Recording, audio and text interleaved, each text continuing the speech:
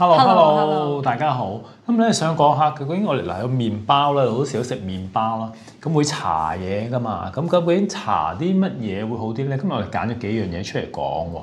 咁會講下花生醬啦、牛油啦，或者啲果 jam 啦，或者有啲人咧可能會搽一啲朱古力醬，咁小朋友多啲啦。咁我哋逐樣講下究竟有冇邊啲好啲，邊啲要留意咧？我先講下最多人用嘅啦，可能花生醬啦。嗱，咁坊間好多種牌子啦，好多唔同啦。咁啲花生醬通常裏邊就其實蛋白質豐富啦。OK， 咁啊都有啲好嘅脂肪啦。OK， 咁啊我知道嗰啲脂肪對於我哋個心臟都好嘅，不過都要留意嘅，詳細再講。咁佢裏邊仲有啲維他命 E 啦。OK， 鎂啦、鉀啦等等，呢都係一啲唔好咁簡單睇佢花生醬嚇，裏邊都好多嘢喺裏邊。咁啲研究做過喎，點樣咧？咁2016年嘅時候有一個研究就探討咗花生醬對營養攝取嘅影響啦。咁就總共有5000個參賽者啦、參與者啦。咁就話就每日佢哋就負責報告佢哋花生醬攝取量啦，同埋其他攝取量嘅情況啦。咁通過系統分析咧，就評估花生醬攝取量啦，同埋佢嘅營養攝取量嘅關係嘅。咁結果就發現咧，攝取花生醬咧係顯著咁樣提高咗維他命 E 啦、鎂啦、鉀啦，同埋膳食纖維嘅攝取量嘅。OK， 咁但係嗱，即係好似好多好嘢啦，講到係嘛？咁我哋都要留意咧。其實花生醬本身都唔係淨係花生噶嘛，好多我哋都見到後邊，即係我哋睇緊嗰個食物標籤後邊嗰啲成分表都有好多唔同嘅嘢，有乜嘢？其實好高就係嗰啲除咗花生，跟住就糖噶咯喎，好多糖喺裏邊嘅喎，可以。咁所以咧，我哋咁要留意下啦，可能個糖啦，添加多唔多啦？係嘛？咁會唔會有啲反式脂肪喺裏邊咧？咁所以揀嘅時候有啲比較天然啲嘅，咁你就要睇下嗰個標籤或者個成分表啦，佢裏邊有啲乜嘢喺裏邊，咁我哋可以跟住先至去揀一個適合嘅。咁通常一羹嘅花生醬有幾多度卡路里啊？其實一羹嘅花生醬已經大概有90至100卡路里度噶啦，咁所以通常我都建議每一次食咧就淨係食1至2茶匙就夠咯，就唔好過量咯。OK 好，咁所以搽麵包花生醬，哇，唔好計塊麵包，淨係個醬都100幾十個卡路里嚇。OK， 咁啊小朋友可能中意多啲啦。呢個朱古力醬，朱古力醬又點咧？通常我哋諗起朱古力係好多糖啦、可粉啦去整啦。個卡路里又點樣咧？其實朱古力醬嘅卡路里比起花生醬係更加高嘅添。咁一湯匙度咧，大概就可以有超出100卡路里咁多噶啦。咁同埋朱古力醬嘅糖分咧都係比較高啦。咁長期食咧有機會蛀牙，同埋有機會增加呢個肥胖嘅風險啦。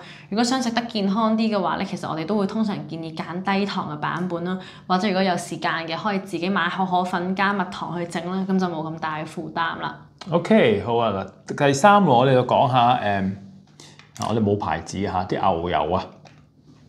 咁牛油又點咧？牛油咧成日都話，而家就講啦，究竟食牛油好啊，定呢個植物牛油好啊？咁我哋講牛油先。咁牛油裏邊就大家知道係一啲嘅脂肪啦，係嘛？咁佢裏邊都有啲其他嘅維他命喺裏邊嘅，係嘛？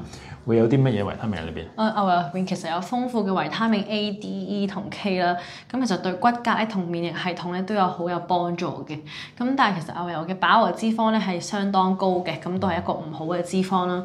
咁食得多咧，其實有機會影響呢個心血管疾病。咁所以我哋通常都係一樣建議每日唔好多過1個湯匙咁咯。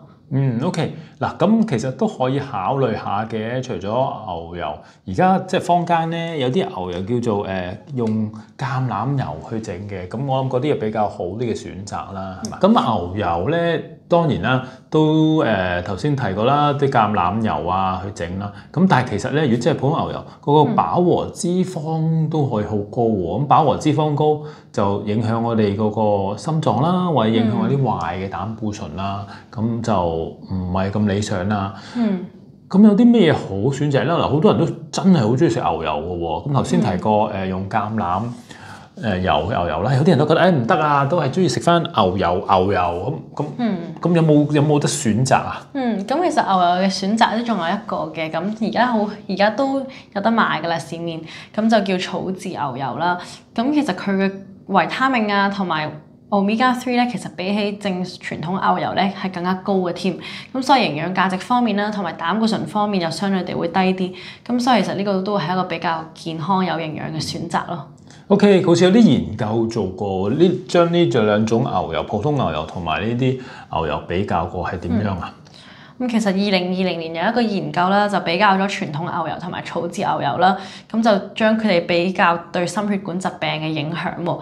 咁參加者就每日都係食草字牛油或者傳統牛油啦，咁就總共有成1萬個參加者嘅，咁就持續咗5年啦。咁跟住個結果又點樣呢？咁之後問卷調查之後就發現牛油嘅攝取量咧係同心血管疾病咧係有關係嘅。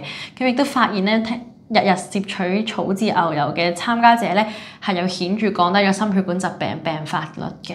OK， 咁即係話呢草字牛油會係比較好啲嘅選擇喎，係嘛？OK， 好啊，咁再講埋最後一樣啦，就係果 jam 啦。果 jam 我哋又點咧？即係我哋知好多糖分啦，咁仲有啲咩我哋要留意咧？其實果 jam 都係一個比較高糖分嘅選擇嚟嘅，雖然你平時見佢可能甜甜地咁酸酸地有幾開胃咁啦，咁但係其實咧好多時候佢糖分都相對地係好高嘅，尤其是係甚至乎比起水果更加高添。咁所以如果長期食咧，都可能增加肥胖嘅風險啦。咁所以我哋揀嘅時候咧就都難搞喎，其實因為你嗰啲呢啲果 jam 通常都係落好多糖，係咪？通常酸嘅生果去整，咁啊好多糖，咁你就都幾難避免。咁我諗嗰個量要小心啦，係咪？或者如果你可以自己整，不過你自己整更加驚，你自己整又哇見到落好多糖先至做到，係嘛？OK， 咁就好啦。咁今日講咗呢幾樣最常我哋會食嘅茶嘅醬啦，咁可以大家諗下啦，邊隻會適合自己多啲，或者買嘅時候，我覺得最緊要就係睇翻呢個嘅食物標籤啦，同埋個成分表，咁我估就會係好啲嘅選擇啦。因為如果買花生醬，其實已經好多種噶啦嘛，咁你睇翻個成分表去買，我估就會理想啲咯。OK， 好，咁今日條片嚟呢度，記住 share 啦、like 啦，同埋 subscribe，拜拜。